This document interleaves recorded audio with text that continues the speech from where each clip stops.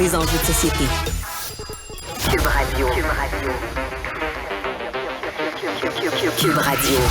En direct à LCN.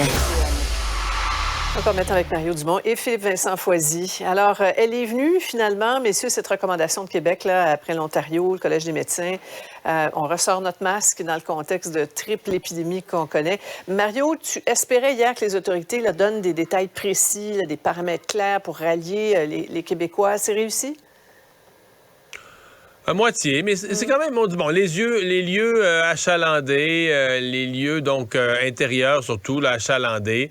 Je pense, en tout cas, moi, en ce qui me concerne, là, je pense que ce que bien des gens vont faire, puis j'en suis un, c'est dorénavant traîner un masque. Là, ça tombe bien parce que là, avec la météo, on va commencer à porter pas mal toujours un manteau. On va avoir plus de poches disponibles pour y insérer un masque. Et donc, ben c'est ça. Quand on va arriver, moi, je sais pas, quand je vais arriver dans une file ou dans un lieu, je porterai pas le masque tout le temps, là. Mais quand je vais arriver dans un lieu, oups, là, je vais aller payer quelque chose, puis tout à coup, je suis dans un paquet de monde. Encore plus, si j'en entends une coupe tousser dans le lot, on va remettre le masque. C'est pas plus long que ça, c'est pas plus compliqué que ça. Je pense que la conférence de presse d'aujourd'hui était relativement... En fait, elle était tellement prévisible qu'on allait recommander le masque, comme l'Ontario, comme le Collège des médecins le préconisait. C'était clair aussi que ça ne deviendrait pas obligatoire. M. Legault l'avait dit. C'était presque l'autre partie de la conférence de presse qui nous intéressait là, sur les urgences puis les problèmes dans les urgences. En tout cas, si on revient au masque, Philippe-Vincent, on entend autour de nous qu'il n'y a pas beaucoup d'adhésion. Les gens sont tannés, puis on a eu beau nous donner le goût du masque là, pendant des mois. Les Québécois n'ont pas de propension à prendre les habitudes hygiéniques des Asiatiques. Oui, mais l'un des problèmes, Sophie, ça reste qu'on a comme lié le masque à la fin de la COVID. Hein? Ça a été la dernière mesure, l'obligation de porter le masque. Et donc, pour les gens, lorsqu'on enlevait ce masque-là, on enlevait finalement et on était finalement libre des mesures sanitaires de la COVID. Et donc, d'avoir fait cet attachement-là dans la tête des gens, c'est peut-être ça qui rend aussi plus compliqué. On était tous très contents là, de finalement plus avoir à le porter.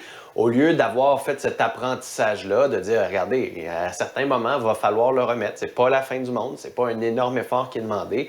Là-dessus, il y a quand même eu un échec de la santé publique. Puis après ça, question aussi aujourd'hui sur les vaccins pour la grippe. Là, tantôt, Christian Dubé disait qu'il évalue la possibilité. Ça aurait peut-être pu être évalué un peu à l'avance, là, avant d'arriver aujourd'hui, en disant, l'ancienne recommandation tient toujours, mais là, on va se reposer des questions. Bien, si on a vraiment un cocktail si explosif, ça se fait que la santé publique n'a pas demandé à la commission de l'immunisation de revoir ou du moins de se reposer la question sur la gratuité du vaccin de la grippe. Oui, prendre un maximum de mesures.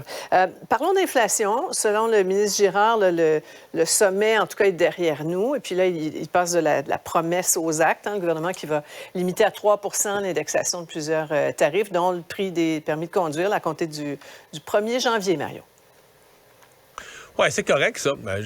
Les gens vont trouver ça cher quand même, il ne faut pas s'illusionner. C'est vrai, là, l'inflation est à 6,5 %. Si on laissait les lois régulières s'appliquer, bien là, toutes les lois où c'est inscrit qu'on indexe à l'inflation, ça augmenterait de 6,5 %. Donc le gouvernement plafonne à 3 %. Ce faisant, lui-même contribue à réduire l'inflation, ou en tout cas à empêcher, à ralentir l'inflation. C'est très bien ça.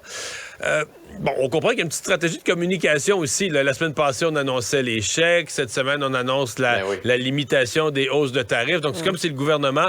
Et tout ça va converger vers la petite session parlementaire de 2 semaines où on va tout ramasser ça dans un projet de loi. Alors, je pense qu'il y a une petite séquence de communication gouvernementale pour qu'au réveillon, tous les électeurs se souviennent qu'on aurait élu un bon gouvernement qui nous avait promis un bouclier anti-inflation et qui s'en est bien occupé durant l'automne après les élections. En même temps, Philippe-Vincent, il y a plusieurs années qui m'écrivent, qui me demandent si on les a oubliés. Là. Il y a une promesse de crédit d'impôt de 2 000 là, pour eux. Là.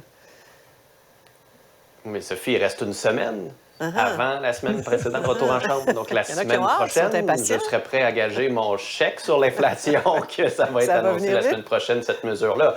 Et ultimement, on annonce la mesure qui touche le plus grand nombre de monde, les chèques sur l'inflation. On va finir avec les chèques pour les personnes âgées, qui est une mesure qui est demandée, qui est attendue et qui est très efficace. Puis dans le milieu, on met quoi? On met cette mesure de geler les tarifs à 3 % qui est quoi en bout de ligne? C'est une correction de ce que la CAQ a fait. C'est quand même extraordinaire du point de vue communicationnel aujourd'hui de dire hey, on va calmer ça, ces augmentations de tarifs-là, parce qu'on ne veut pas que ce soit indexé à l'inflation. Parce que, bon, on va pas vous le dire, mais rappelez-vous que c'est nous qui avons adopté ce projet-là pour indexer les tarifs à l'inflation sous bâillon, puis on riait des autres partis qui nous disaient que peut-être que si l'inflation dépassait les 3-4 % ce serait grave. Donc aujourd'hui, c'était surtout rappeler qu'on corrige quelque chose en l'annonçant comme si c'était un véritable bouclier sur l'inflation. Mais la Banque du Canada vise une inflation à 2 Peut-être que le gouvernement aurait pu garder ce 2 % là aussi. En même temps, Vincent, rappelons que de la période là, de décembre à mars prochain, on va recevoir des cadeaux électoraux d'une valeur de 5,5 milliards de dollars.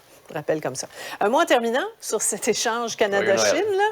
Oui, c'est, comment on appelle ça, un pull-aside diplomatique là, qui s'est tenu au sommet du G20. Là. C'est un bijou de vidéo pour les synergologues, là, mais pour l'analyste politique que tu es, Mario, il faut penser quoi de cet incident? Ben, pour moi, il n'y a pas trop d'ambiguïté sur le fait qu'il y avait une volonté de la Chine d'humilier le Canada. C'est pas une bonne nouvelle en soi, mais je veux dire, c'est pas on tombe pas en bas de notre chaise non plus de comprendre que la relation est tendue. Ceci dit, quand on regarde l'échange de près, Justin Trudeau s'est tenu debout. Reste la question. Je sais que certains vont l'accuser, vont dire le bureau du premier ministre a été maladroit. On n'aurait pas dû... Parce que ce qui a insulté, semble-t-il, les Chinois, c'est qu'on ait divulgué le contenu de leur première conversation. On n'a pas divulgué le contenu. On a fait ce qu'on fait toujours, là. Chaque fois que M. Trudeau fait un téléphone, Sophie, M. Trudeau fait un téléphone, parle à un dirigeant du monde, il y a un petit communiqué qui nous dit pas le mot à mot de ce qui s'est dit. Ils ont abordé les thèmes de la sécurité, le commerce international, l'Ukraine, des thèmes qui sont souvent évidents, là, qu'on se doute bien qui ont été abordés. Ça a été pareil dans le cas de ces discussions avec le dirigeant chinois. Donc, je pense que Xi Jinping a voulu tester Justin Trudeau, le faire mal paraître, l'humilier publiquement. Oui. Philippe Vincent? Mais en même temps, c'est un jeu d'échecs. Justin Trudeau pensait marquer un point en nous disant « Ah, je l'ai accroché dans un corridor et je lui ai dit notre façon de penser sur l'ingérence chinoise dans nos élections. » Là-dessus, la Chine a eu le gros bout du bâton parce que cette fois-ci, c'était filmé. Donc, il n'y avait pas d'ambiguïté sur la façon dont le sujet a été amené. Par contre, ça montre à quel point cette relation-là, elle est tendue. Ça va être difficile de la rebâtir. Au moins, on se tient debout. Mais en même temps, que vous aimiez Justin Trudeau ou pas, ça reste que c'est le premier ministre canadien et le Canada qui a été, ou du moins qui a tenté d'être humilié par la Chine là-dessus. Ça pose la question quand même comment ça se fait qu'on n'a pas eu une vraie rencontre bilatérale où on aurait pu parler de ces affaires-là dans un vrai forum. Est-ce peut-être posé la demander. Est-ce qu'on l'a offert? Est-ce qu'on s'est fait dire non? Ouais. Ben, c'est ça. Ouais. Merci beaucoup à vous deux. Alors voilà, c'est